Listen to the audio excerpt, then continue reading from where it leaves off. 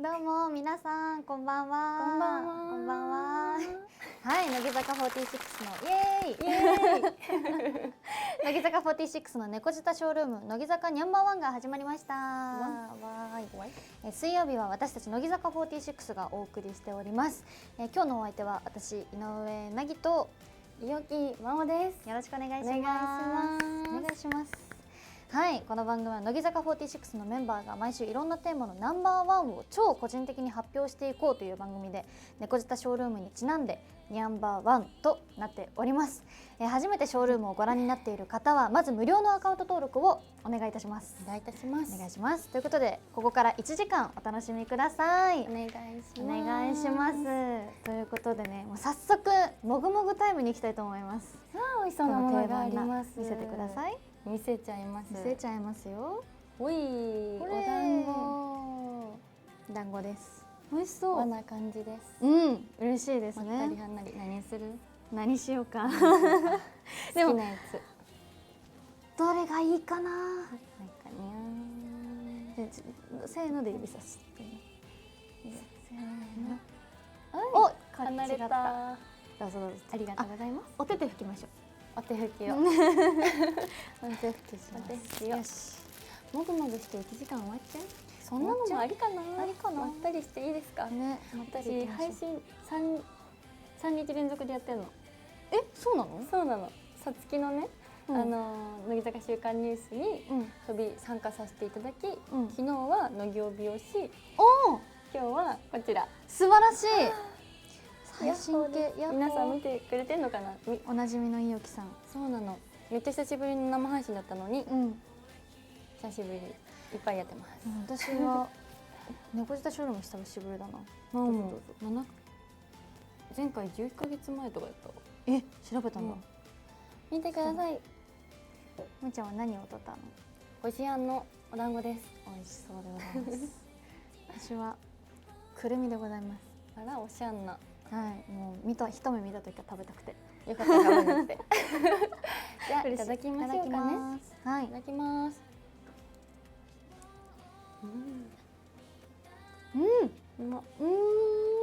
うまってみて、白いとこしか食べて。おいし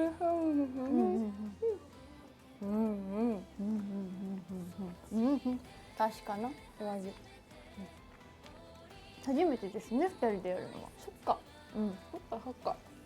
だって今回は私がこの髪型にしたんですよね。で、別におそろにしなくてもいいけどしてくれてもいいよとか言ってたらしてくれました。しました。じゃじゃ編みだらし。なかなかなぎとか珍しいんちゃう？初めてやったかも。よっしゃ。初めてやったかもしれないです。いただきました。ありがとうございます。いいね。夕方からお団子。何にも喋ることを考えずに来た。青もだ。大丈夫かな？大丈夫ちゃうって思っちゃって、なんか本当に今回始まる時間が早くなったじゃないですか。ちょっといろいろかぶりとかの都合で早くなったんですけど、そんなこんなでさ、その予定来てたじゃん。予定の時間から1時間早まってて、その早まってたっていう事実を知りながら、早く来てたの。途中で前の予定の表を見て、あれ1時間遅いじゃんってなって、なんだ1時間暇な時間できたって思って、一人でカラオケに行ったんですよね。で、歌おうって思って1曲歌って、そしたらマネージャーさんから LINE が来てて、到着したら教えてくださいね。あれ本当に合ってたわって思って、そこで気づいた。大急ぎで歩くっていう。面白い。本当に今日はバカなことをしました。でも全然遅刻してないですから。そう。ちゃんと着いたの。すごい大急ぎで歩いてたら行けたんだよ。よかった。よかった。本当にバカくない？本当にアホすぎて。自分で笑っちゃったよ。カラオケで1曲しか歌ってないんだよ。いくらだった？なんかね、600円ぐらい。バカ。伊予木真央の1曲は600円の価値があるそうです。きだ。どんくさい陽気だ。どんくさい陽気だ。嫌ですね。これコメントがいっぱい見れます。団子がうまい。それな。タレも美味しいんだけど。なんかそこで気づかなかったら危うく私一人で配信する羽目になってたかもしれない。本当にそう。あぶね。あぶね。それはそれでね。とか言って。それはダメか。ダメですよ。すみません。最近何があったっけな。最近何があった？何したっけな。何してたっけ？何して生きてたっけ？です昨日今朝っていうかお昼ぐらいにインスタ上げたんだけど、見た。あ、見た？可愛かった。ネモフィラ畑を見に行ってきました。いつか行ってみたいな。めっちゃ綺麗でした。なんか最近やっぱカメラを使ってなくて、てかまあカメラ使う場面がなくて、リハばっかりだったから、そうだからこのお出かけするって言って、ミレアルスなんだけど、そう取り出して、あのやつ、もうがよくあれ服撮ってるやつ。それじゃない。そう、あれは普通にコダックのデジカメですけど、綺麗に撮れるもういい性能のやつ。ナギのインスタおしゃれなので。そんなことない。おしゃれなんですよ。でも皆さん見てます。これを機にちょっと教えてほしいんですよ、皆さん。インスタって何が正解っていう。そりゃ個人個人だよ。そう。個性を出せる場所だよね。なんかインスタの使い方下手くそって言われたことがあって。じゃあ聞いてみる皆さんに。何したら嬉しいのかなっていう。何をあげてくれたら嬉しいのかね。やっぱコンテンツがいろいろあるじゃない、発信できる。そうだね。ブログだったり、トークだったり。でもやっぱり若い方とかインスタが主な方って多いと思うから、この美人誰だって言ってまず名前調べるよね、多分。でフォローとかあるよね。全然時差で全然届かない。時差があったわ。あ、ネモフィラってあれじゃんね、アルノガのさ、俳句の名前ネモフィラだ。青山ネモフィラ今流れてきて。そうだ。いやおもろいね。しかもインスタグラムでネモフィラって調べたら食べ終わってからはしゃすね。じゃあ真央がつないどくね。ごめん。こんにちは。これみたらしって言うんです。これみたらしって言うんです。はい、食べ終わりました。そう、話したいこと話しますね。インスタグラムでネモフィラって調べて可愛い女の子見ようと思ったの。そしたらいっぱいいるじゃん。そしたら頭3つ坂道の投稿で日向坂の山下遥ちゃんと、見たわ。そう、小室さんとミクさんと、あとリカさんだ。そうが3つ並んで出てきて、やっぱ坂道可愛いなって思いました。そりゃもうねえねえ今あったけど、なぎって服おしゃれやから、なんか川崎さくらさくちゃんもさくの服みたいなハッシュタグあるじゃん。なんかぽいのやるとか。なぎの服。おしゃれなのかな。おしゃれですよ。ありがとうございます。おしゃれですよ。お洋服は好きですね。やっぱのんのでも可愛いお洋服いっぱい着させてもらうから。これのんので買ったのって。そう。のんので買いました。しかもやっぱのんので買うとなんかやっぱその場でもうすぐもらえるのに、めっちゃいいね。そうくださいって言えなくて。まあね。そう言えなくて、いつも家に帰ってサイズと商品名を覚えてて。そうやって買ってるの？そうやって買ってる。そうなのか。なんだろうね。みんなねえ、サッカーのおめでとう。そうなの。なんか30周年クラブアンバサダーというものになったというおめでとう。ありがとう。あれってニオキが蹴って勝たれたんですか？勝たれました。さすが勝利の女神。すごいありがたいことにね、勝利の女神って言ってくださって、これ言っていいのかわからないんだけどさ、勝利の女神って入ったものが、勝利の女神イオキモみたいなものをなんか販売しなんか作る、グッズを作るみたいになって、本当にそんな負けることないけどいやプレッシャーだよね、イオキからしたらね。確かにちょっとね、勝利の女神でもありがたいです。勝利の女神、勝利の女神、勝利の女神ですよ、きもちゃん。いや、すごいよ、本当に毎回試合見て楽しすぎて、もうゴール決まれたりガッツポーズしてます。なんかなんて言うんだっけね、そのさ、よくスポーツ選手とかが右足からズボンを履くと履いた日に勝てたから、もうこれから右足からズボンを履くって決めるみたいな、勝利のルーティンじゃないけど、的なそのルーティンの線に入ったできっと。よし、これからも応援しているので、また今年も優勝です。ヴィッセル神戸です。頑張ってください。2年連続優勝してるので、スポーツ観戦したいですわ。いや楽しかった。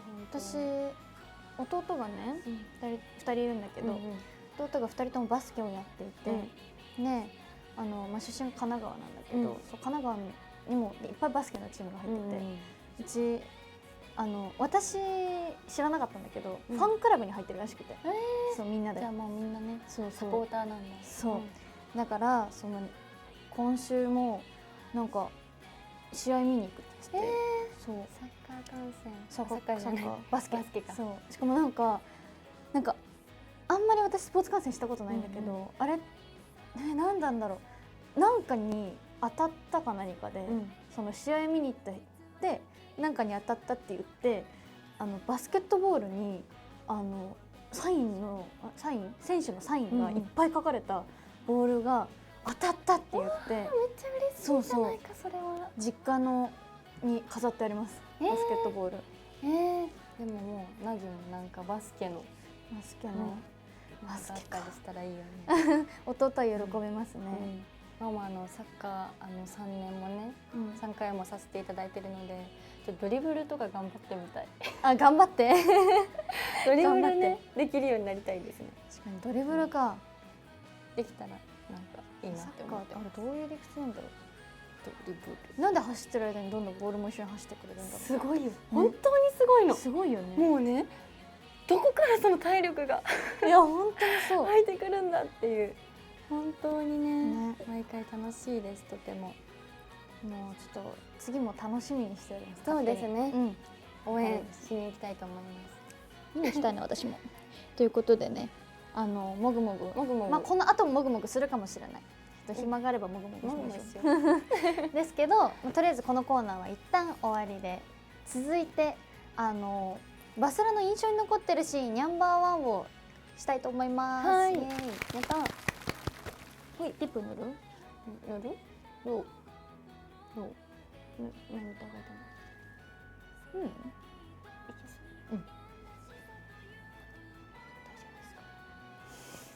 大丈夫かな。大丈夫ですよ。大丈夫そう。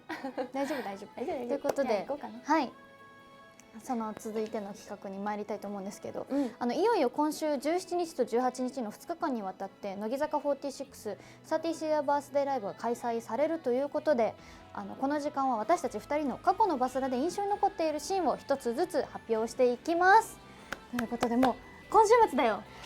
はい、やばい。楽しみにしていてくださいね。ドキドキやな、ほんまに。だってさ、感謝祭、去年の12月にやった感謝祭で、バースデーライブ味の素スタジアムでやりますって発表して、から大体5ヶ月。もう5ヶ月も経ったのか。この間さ、ファンの方もめっちゃ楽しみだよってずっとこの期間言われてたから、やっぱやっとです。でもね、スタジアム規模でやるのは日産スタジアム以来ってなるんですけど、あの頃なんてね、本当にもうテチテチと、なんかもう本当どうしたらいいんだってなってたよね。いや大変でした。覚えてる。なんか真央がさ、空扉か何かのさ合間にさ、なんか感想喋らなきゃいけないみたいなやつでさ、ずーっと着替えながらブツブツ一生懸命練習してったじゃん。めっちゃ可愛かった。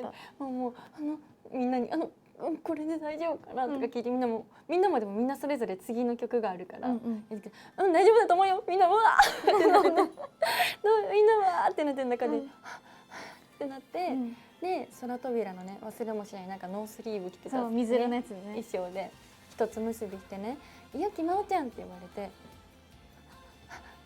言って「なんとかと思います」本当にね、もうね緊張しちゃった。緊張してたね。いやでもそんな中でもなぎはね、こう鬼別曲でセンターをもう最初からやらなくちゃいけなかったり、喋りもさあったじゃん。喋りもあったね。なんか5期生なんとかかんとかとか言わなくちゃいけなくて、あ、そう2日目か初日わかんない、加入して2ヶ月の私たちですが、加入して2ヶ月みたいなそう、それをね、なんか真夏さんがさ、マイクがどうやったら通るか、声が通るかとかを教えてくださってるの見たのも覚えてるし、あの時もさリハーサルすっごい雨降ったよね。すっごい雨降ったね。もうみんなでレインコート着て、ちょっと今年も雨予報ですけれどもどうなるんでしょうか。一応てれてれボーイとかね作ってください。ゆめさんもそうだし、私も晴れ女で最近雨降ってなかったじゃないですか、ずっと晴れてたから、雨予報でもね、だから今回晴れるのか、なんか私の予想、ロッキちゃん相当雨女なんじゃないかって思ってて。確かになんか最初に MV 撮りにさ、もう結構雪がすごくなっちゃってみたいなドキュメンタリー見たから、どうですかね。だからちょっとそうなんじゃないかと思ってまして、どっちでも最高ですよね。いやそうなんか雨だとやっぱ乃木坂っぽいねってみんな言われるし、晴れは晴れでいいし、綺麗なね状態をお見せできる。雨の中のみんな美女いいからな。だからどっちなんでしょうかっていう楽しみです。ちょっと思い出してから喋っていい？さ、絶望の1秒前を披露したバースデーライブで、それまでがこれバスラかな、なんか雨降ってて、で自分たちが上がった瞬間雨が止んだの。だけど前髪をそのままの状態でいくと長くてこうなってて、もうびっちゃびちゃでまっすぐになっちゃってて、だけどどうしようって悩んだ末、暗転の間にピュッてやって前髪を分けたの。もうさ、なんかでカメラに抜かれてる時、その前髪のない状態の自分がいるんだって思って、すごい悲しく歌ってたのめっちゃ思い出した。そうなんだ、そんなことがあったんだ。前髪ってちょっと思っちゃってた、あの時は。っていうね、まあどっちもいいですよね。私は逆になんか自分たちが出る時めちゃ雨止むから、天気に認められてないんだとか最初の頃思ってた。乃木坂はこうね、雨っていうのがあるとして5期生の瞬間だけ止むから、天気に認められてないんだとか言ってみんなで認められてないよなみたいな、なんかそういう感じだったよね。意味がわからない。どういうこと天気？本当にでちょっとねめっちゃ雑談しちゃったんですけど、用意してきたのでやりたいと思います。はい、行きましょう。はい、バスラの印象に残っているシーン発表しましょう。なんかすごいさ、プライベートみたいな感じでやってるからさ、なんか話伝わってる？私たちはすごい伝わってるんだけど、みんなに伝わってるかがちょっとさ、ここからちゃんと真面目にやるから。さて行きたいと思います。バスラの印象に残っている私から発表させていただきますね。お願いいたします。デレデレデレデレデレデレで、太陽ノックでのなおの煽りが最高だった。最高だった。もうこれはね大好き。私鬼別でね、そうやった時の11周年のバースデーライブで5期生ライブをさせていただいたんですよ、初めて。でそこで太陽ノックをやって、なんかなおがねこう盛り上がっていくぞーみたいな感じでこう拳上げて煽ってたんだけど、なおがあんな腹から声出るんだっていう。リハーサルもすごい覚えてて、結構やっぱりまだ初めて煽るっていうことだったから、多分緊張とかね、どうしたらいいんだろうっていうのもあって、何回かこう練習するみたいな時間があったのを覚えてて、で本番どんな感じなんだろうと思ったらすっごい良かったよね。しかもそのリハーサルの時に多分声が出なくて、彼女も普段が結構さウィスパーボイスだからそうだからあんまり大きい声が出なくてもっと大きい声出してみたいな、結構ね、そうそうリハーサルの時言われてて、でそれを見てて大丈夫かなって思ってたんだけど、ほんまいっちゃんよくて、めっちゃ良かった。もうあれを聞いた瞬間に、にすごい子だって思って、めっちゃやりながら、あ、煽りってこんなに上がるんだってそう思った、私はなおなおりがすごく好きでしたっていうお話です。5期生の亀裂があったから結構みんな大慌てだったよね。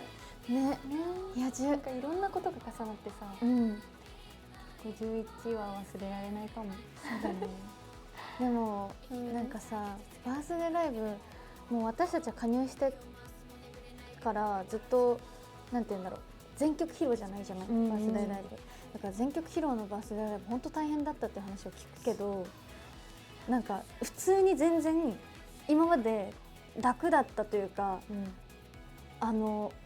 バースデーライブないね天水やバースデーライブも普通に会場でかすぎてうわーってなってたし、少ない数の曲だったけど、そうそうもう意味が分からなかったし、番号ね100番とかまであってさ、イレブンスもなんか本当にセットリストを覚えて、で鬼別ライブ、別のライブの中でなんだっけ、なんか別のなんかわかんないけどいろんなことが重なってて、わーってなってましたね。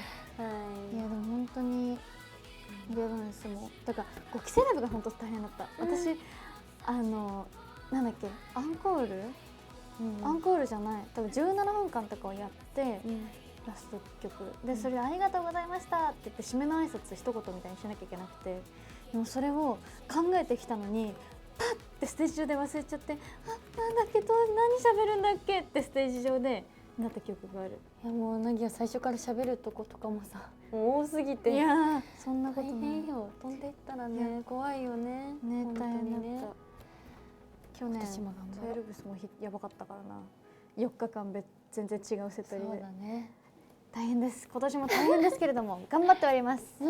きっと楽しみにいただけるでしょう。続いてまおちゃん。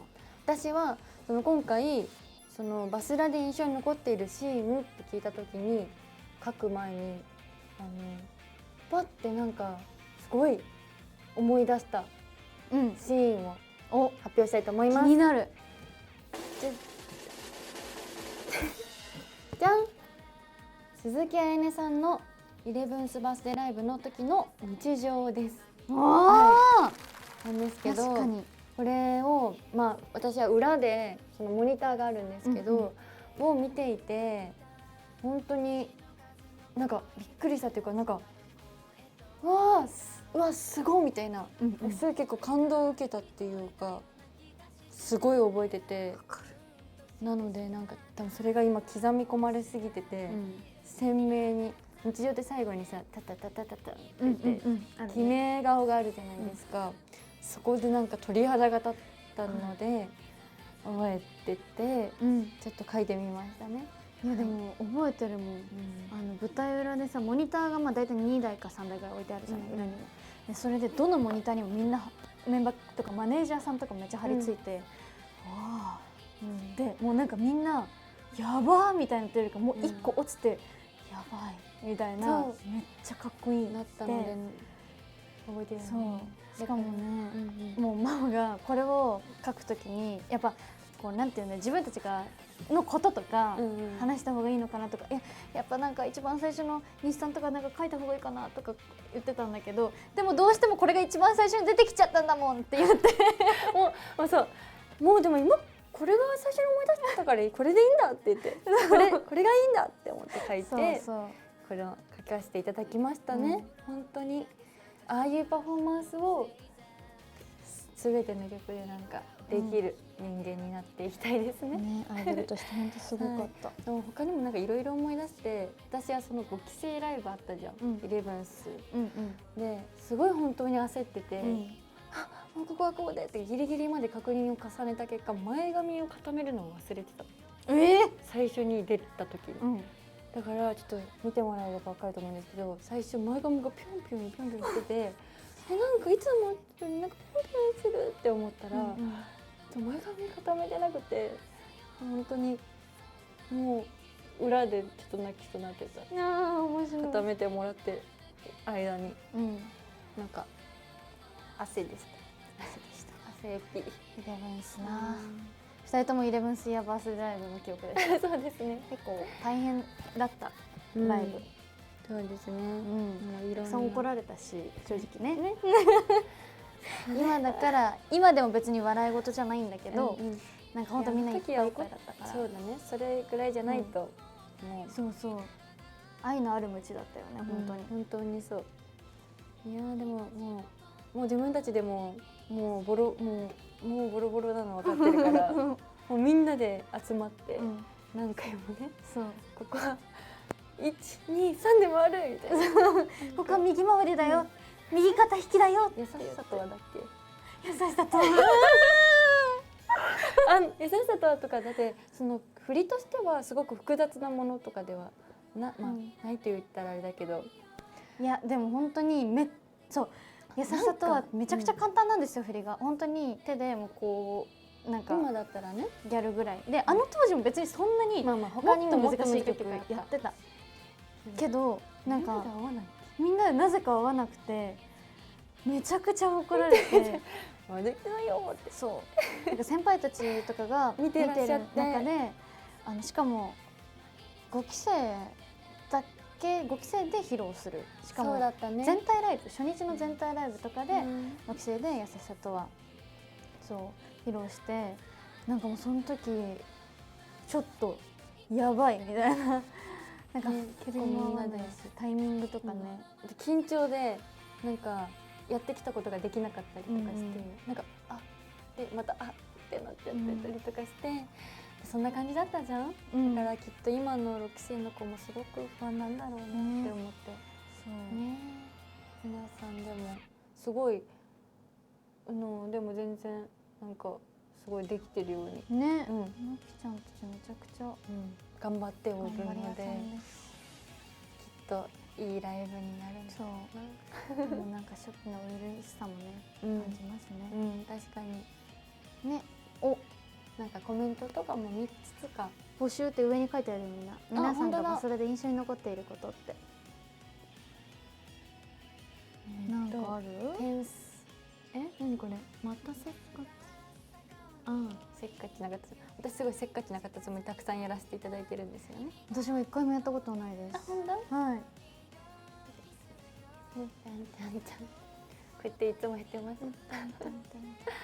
せっかちなカタツムリなんかそんななんだよか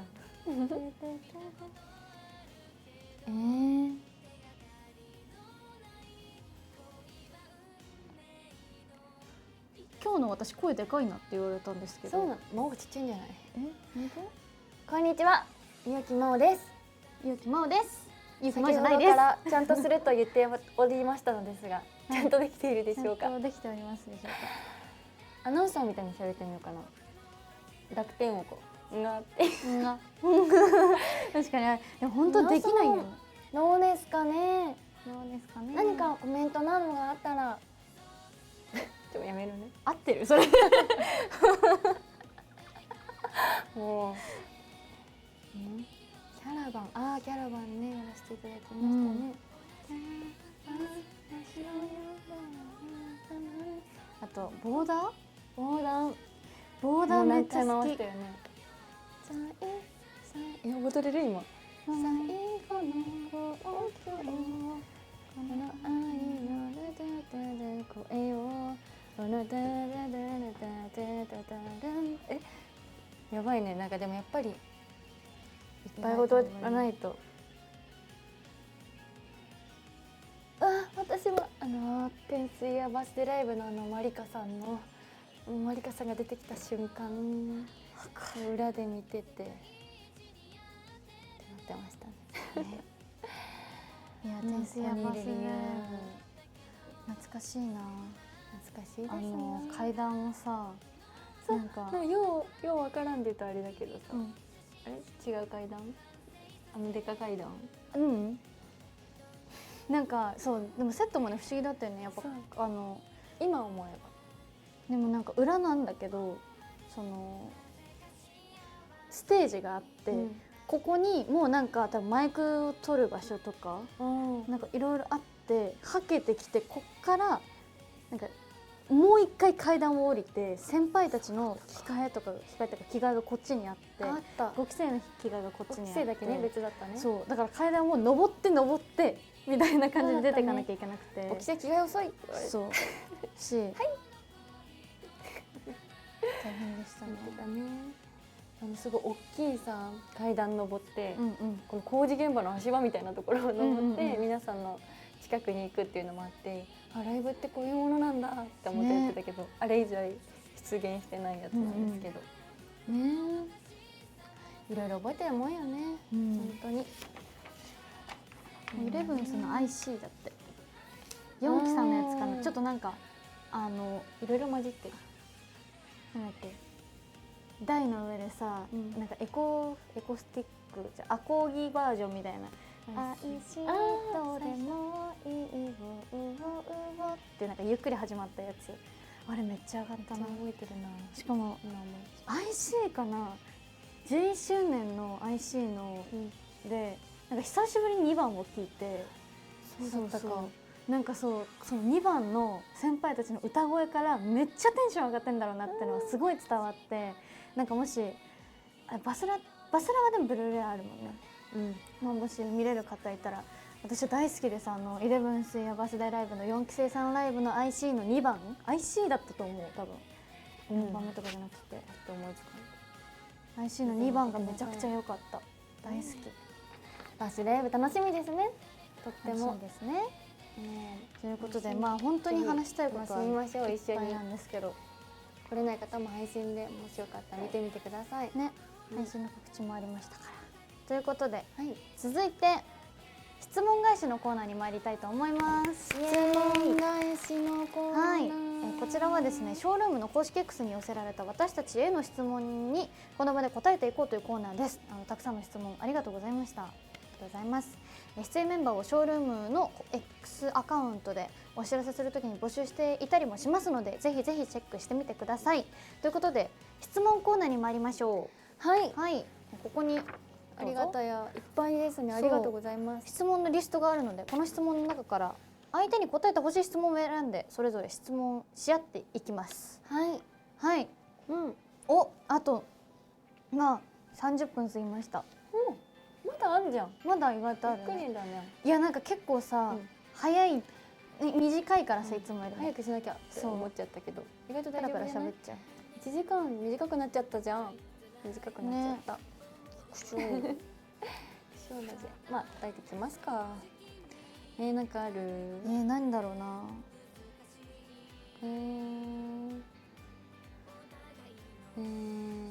乃木坂と飛行で沖縄へ行った2人ですが、次行けるならどこ行きたいですか？それ聞きたい。普通にプライベートで遊び行きたいもん。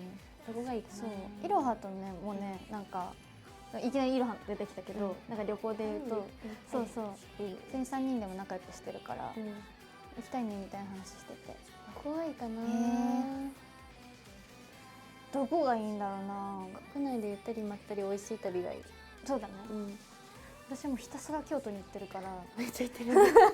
ゆったりまったりをしに行って自然を追い求めてます。一人でめちゃくちゃ京都、毎年2、3回行ってる。ほんま？どこだろうな。でも京都も奥深いから絶対まだまだ。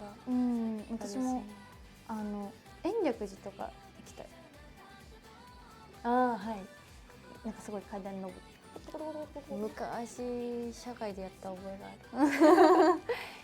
家さん延暦寺みたいな。そう金剛無寺みたいな。どこだろうな。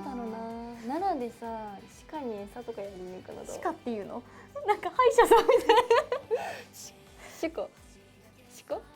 鹿じゃない？鹿か。鹿。そうかも。鹿。これ関西弁でもないかも。ね。あとどこだろうな。でも国内じゃないんだったらタイ行きたい、私は。いろはも行きたいって言ってた。タイね。タイも興味あります。タイ料理が好きです。トムヤムガイが食べたいの。辛そう。辛いんだ大丈夫大丈夫です。でもそれで言ったらタイ全部大体辛いと思う。なんか一回行ったことあるんだよね、タイ。意外とね、なんか海外旅行、そうお父さんが好きでアジアによく連れて行ってくれたんだけど、いつもマニアックなとこ連れてかれて本当になんか王道みたいなとこ、ちょっと行くんだけど、結構なんかもう本当に意味わかんない夜景がいっぱいいるような夜市とかに行って、もう本当お手洗いとかに一人で行っちゃって、家族みんなでもうこうブルブルしながら食べ、これ大丈夫かな食べるみたいなね、結構な旅だったんだりするんだけど、私王道ところが王道ところもいいしマニアックもいい。タイか行ったことないけん行ってみたいな。長崎とか。おお、いいね。なんか美味しいもん食べれそう。そうね、美味しいもの食べる。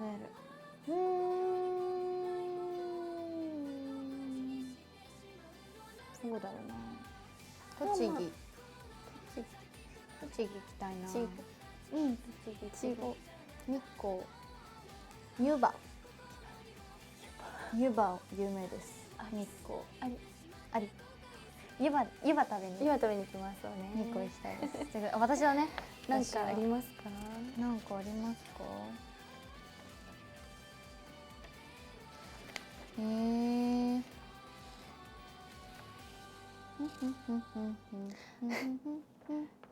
じゃあまたもうになっちゃう。最近あのことがあったじゃないですか、お姉さん工事中でペットボトルの蓋を閉めないって怒られて、怒りました。相撲でやるようになってから、結構ペットボトルをパッて見る瞬間が見えた。その時はあんまり正直覚えてないんだけど、こうやって飲んでって思ってぼーってしてて、ちょっと緩いかも。やっぱ私正解だったんだね。あそこでやっぱ言って勝負することって、戦いに負けてなんとかに勝ちました。何に勝ったの？ことわざ思い出していいよ。知らんわ。でもそうだけど、そうまあ全然閉めてくれて大丈夫な。オチがなかったの。そう気づいたんだ。でもちょっと確かに確かに開けてるし、確かに緩い。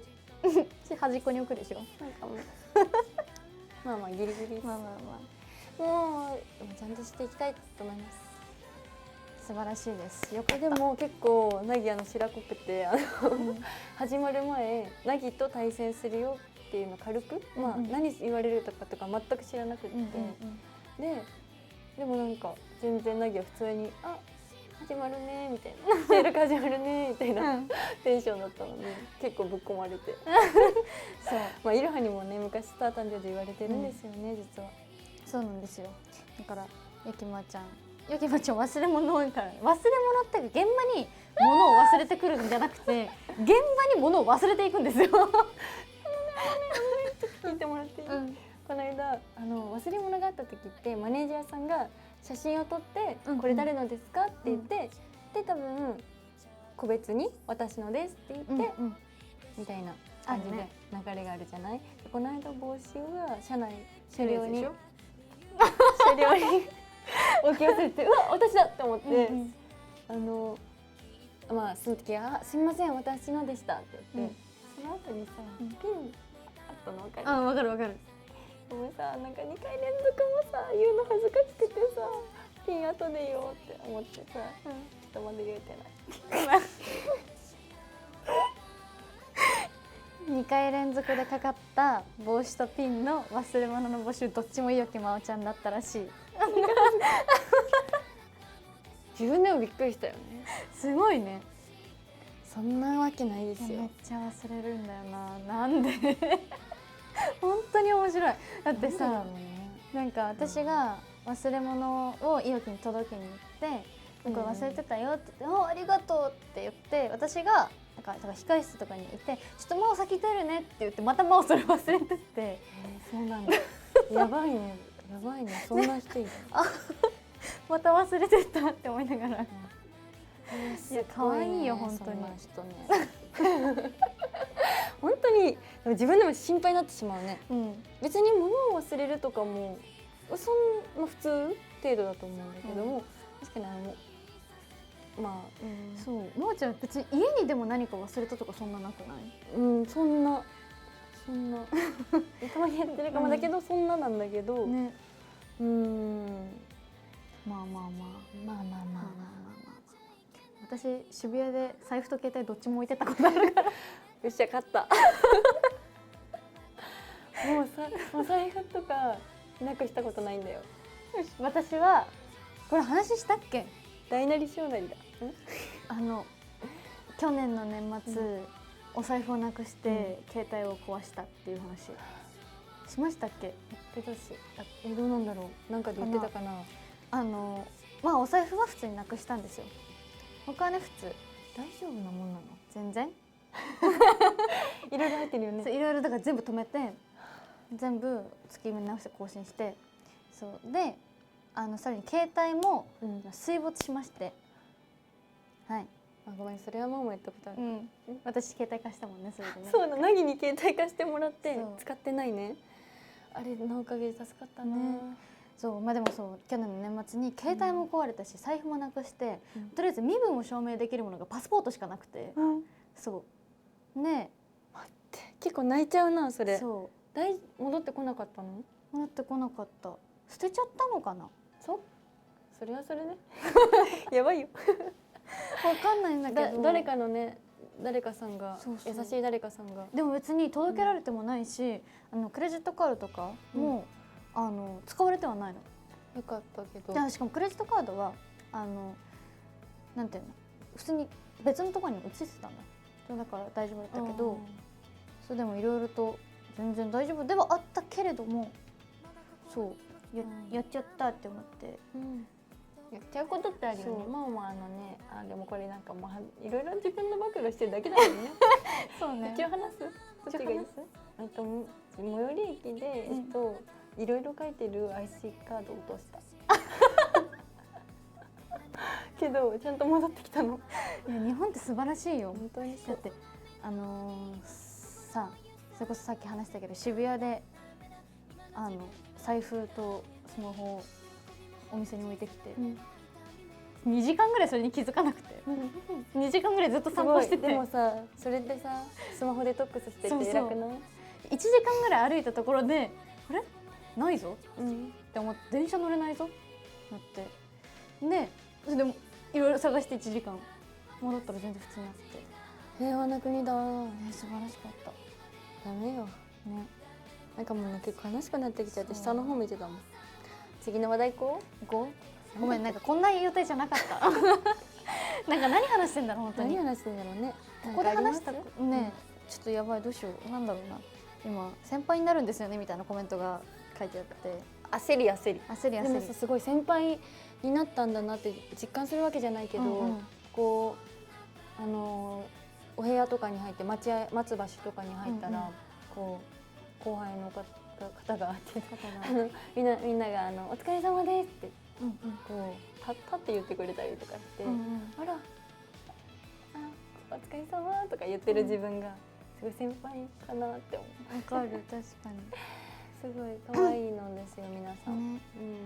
この間なんかすごい6期生の3人ぐらいの子が喋ってて、すごい興味ある話題だったから、そうなんみたいな感じで言っちゃって、ちょっと輪に入っちゃった。可愛いそう、まーちゃんは意外と先輩後輩とどうやってしたらいいんだろうってちょっと汗してるタイプ。あんまりこれまでなくて、だからどうしたらいいですかね。難しい。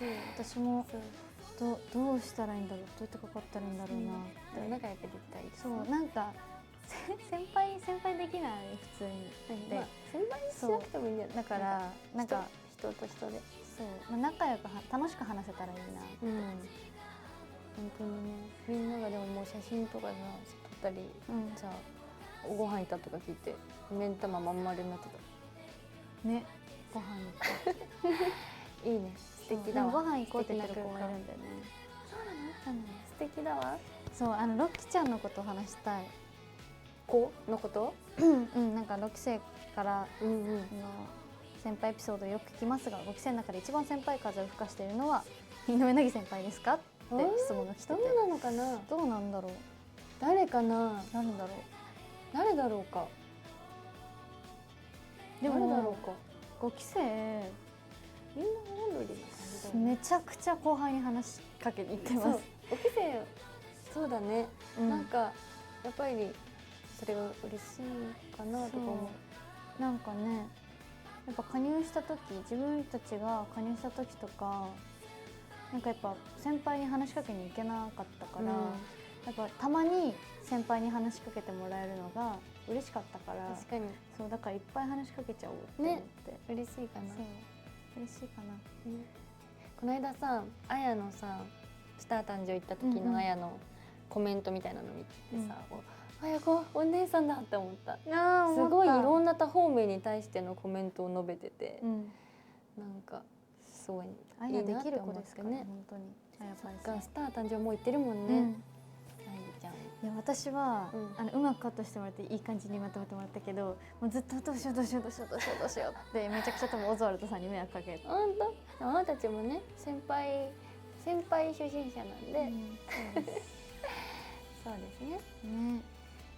いやさ、これ話したいなと思ったんだけど、なんだい？6期生の川端ひなちゃんがなんか話しかけてくれて、仲良くなりたいですって言ってくれたの。そうめっちゃ嬉しくて、ね、だから仲良くなりたいから呼び方変えていいですかって言ってくれて、そうなんだと思う？ひなちゃんのあだ名ってつんだよね。なんいきなりなんって言われる。なんだろう。なんさんにゃぎさんとか。あ、でも結構近づいた。にゃんさん。そうかわいいやん。そうにゃんさんって呼んでいいですかって言ってくれて、全然いいよって。でもなんか私以外が呼ぶの嫌だから、すごいそうだから他の人には呼ばせないでください。可愛すぎて、まだ14歳さ。いや本当になんかもうがむしゃらに一生懸命な感じがすごい可愛くて、そう。可愛いね。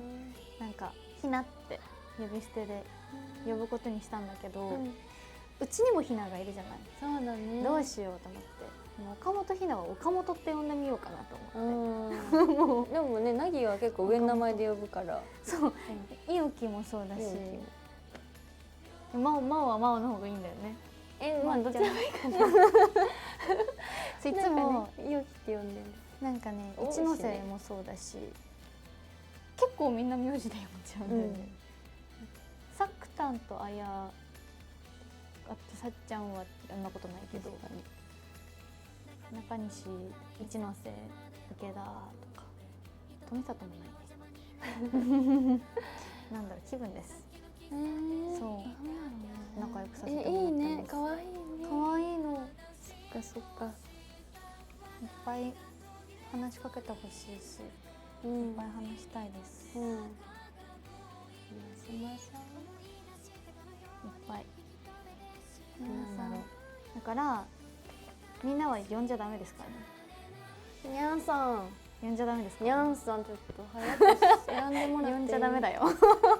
ごめんひなちゃんごめん。可愛いな。可愛い。他になんて呼んでほしいかな。まちゃん。まちゃんって呼んでよ。でまちゃんってどこから来てんの？テレサがつけたんだ。そうなんだ。テレサが結構まちゃんってマオのこと呼ぶんだけど、そしたら結構ファンの方も何人かまちゃんって呼んでくれてて、なんか次グッズのタオルのやつさ、あだ名とかさあったらまちゃんにしようかな。あ、確かに。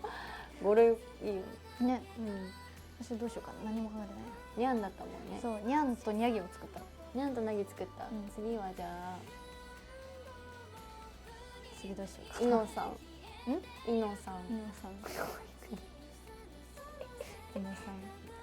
井上先生がいて学校に、井野先って言われてて、あるじゃない。あれかな。もう誰がなんだかわかんないよ。ウッキンチュ並みにわかんないよ。ウッキンチュ並みにわかんない。ウッキンチュ本当に隣にいてさ、ウッキンチュのグッズで写真撮るみたいな時にヨダさんがウッキンチュってずっと私がウッキンチュって言って、勇気でウッキンチュだよ。面白い。本当に読めないからな、面白いです。なんかある？いっぱいねくださってるから。あ、お互いにこの曲のパフォーマンスが似合うって思う曲ありますか？ナギのってことだよね。なんだろうな、いっぱいあるよ。私も考えたい。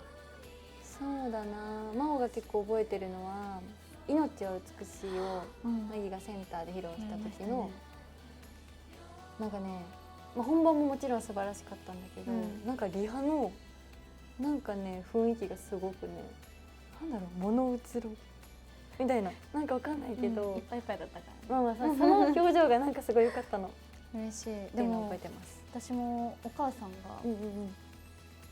私もありがたいことにセンター曲あるのに、その「命は美しい」をやった時が一番好きだって言ってて、そうそう、だから嬉しい。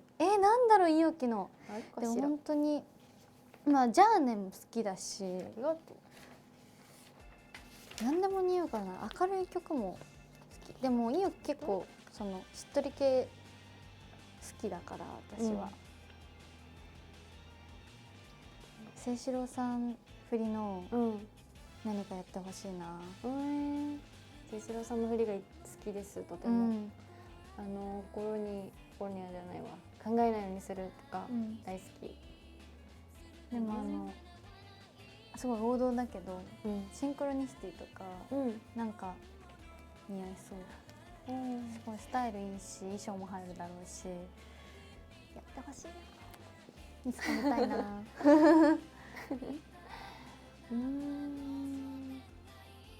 あ、お互いでこれは似てるなと思うことはありますか？なんだろうね。真面目な不真面目。すごいわかる。すごいわかる。わかる。私たち、基本的には真面目です。いや、真面目です。真面目ですよ。そう。真面目な不真面目ってすごいわかる。わかる。なんかすごいしっかりもしてるし、そう一生懸命だし、まっすぐで。でも多少こう抜けてるというか隙がある。まーちゃんも。そうだね。その真央より割合は少ないかもだけど、なんて言うんだろうな。ナギがどこまででもファンの方は分かってるのかな。裏ではすごいもうなんかナギの疲れてる時めっちゃおもろいんですよ。なんかおもろいっていうか、なんかもう「うー」とか言って泣いてます。泣いてる時ある。もう訳わかんない。疲れた。みたいな恥ずかしい感じになるのに、なんか次の日やったら「どうしたの？」なんかクール系になってる今日はみたいな。いや、そうもう基本的にはいやでも結構その先輩の中でも、はるかさんとか柿はるかさんとかまいたんさんとかにはこうやってできるんだけど、なんかやっぱ先輩とか後輩の前ではなんかちょっとしっかりなんか真面目みたいに言われることが多いから、私は真面目でいなきゃみたいなだって頑張って眠くなって疲れてきたら「もうできないよ疲れた寝る」ってなってるんで、そうなることも稀にあります。いや全然別に嫌じゃないから大丈夫。でもね、真央に影響されてる気がする。あれ私？いやなんだ？懐